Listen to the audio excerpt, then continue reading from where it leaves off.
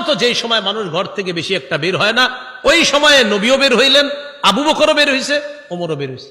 নবী বের না হইলে জিজ্ঞাসা করে কেন? আবু বকর ওমর জবাব দিলেন। আহারে কি জবাব দেয় দেখেন, ক্বালাল জুউ ইয়া রাসূলুল্লাহ, হুজুর খিদা লাগছে, ক্ষুধার কারণে বের হইছে।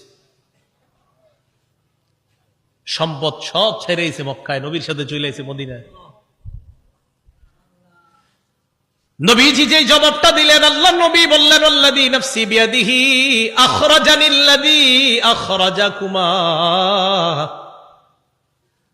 আবু বকর ওমরকে আল্লাহ নবী বলেন, আল্লাহর কসম আবু বকর ওমর, তোমরা যে ক্ষুধার কারণে বের হয়েছ, আমিও ক্ষুধার কারণে বের হইছি।